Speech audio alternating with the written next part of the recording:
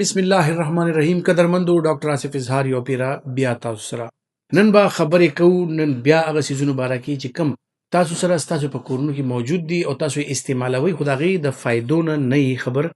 نن جناب تذکره کوو د سینمن یعنی دارچینی. اوس دارچینی تقریبا په هر یو کور کې موجود دي او ډیر خلک چې کم دی د دې استعمال هم کوي.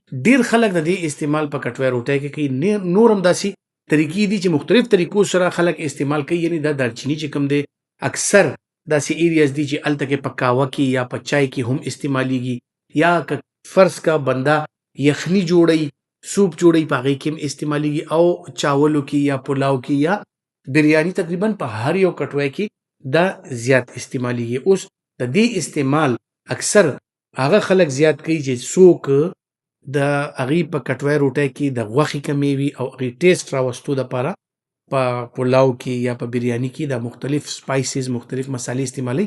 نو دې کې دارچیني هم استعمالیږي.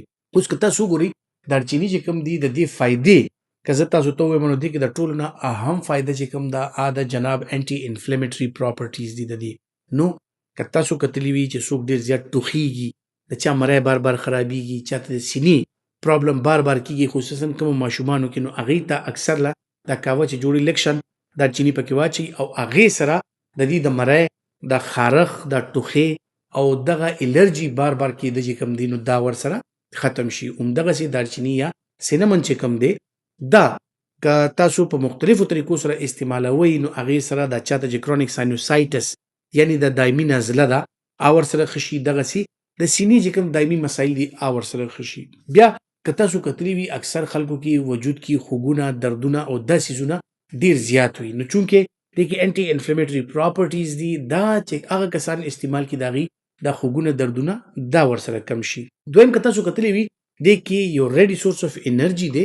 دا ستاسو بلډ پریشر هم ریګولیټ کوي او ستاسو هارت ریټ هم دا ریګولیټ کوي. مطلب اکثر خلک تاسو ګورئ چې یاره زه ستړی کېږم یا زما بلډ پریشر زیاتېږي یا داسې څیزونه وي، نو هغې ته که تاسو په قهوه کې یا په چای کې یا په کټوۍ کې یا سوپ وغیره کې دغه استعمالوئ، دارچیني استعمالوئ، نو هغه خلک چې کوم دی د هغې سټم نه زیاتېږي، د دې بلډ پریشر ورسره ریګولیټ کېږي، بلډ پریشر یې کنټرول وي او د زړه چې کومې مسلې دي نو هغه ورسره کم نه کم وي.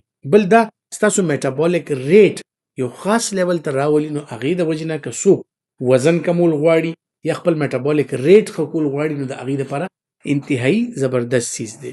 بل د هاضمې دپاره انتهایي بهترین څیز دی. که تاسو کله هم په خپل خوراکونو کې د دې استعمال کوئ، نو دې سره ستاسو هاضمه ډېره زیاته ښه وي. نو خصوصا هغه خلک چې چاته د بلډ پریشر مسلې دي، د زړه مسلې دي، خپل میټابولیک ریټ ښه کول غواړي، وزن د چا زیات دی هغه وزن کمول غواړي، نو لږ شان دارچیني که دې استعمال کوي، نو دې سره به صحت یقینا چې بهترین وي. دې سره څنګه چې مول چې انټي انفلیمیټري د دې افیکټ دی، د دایمي نزله، دایمي ټوخې، د سینې بیماریانې، مری بیماریانې، د معدې او د هاضمې چې کومې بیماریانې دي ورسره ښه شي. اکثر د خلکو سټم نه وي، نو وایي چې یاره زه ګرځم را ګرځم ستړی کېږم، نو که لږ شان د دې استعمال کوي، د هغه وینې فلو چې کوم ده، بلډ فلو چې کوم ده په بدن کې، میټابولیک ریټ داسې شي چې د ستوماني، د ستړي کېدل او دا شیونه نه وي او ورسره بنده چې کوم دی نو فرش وي.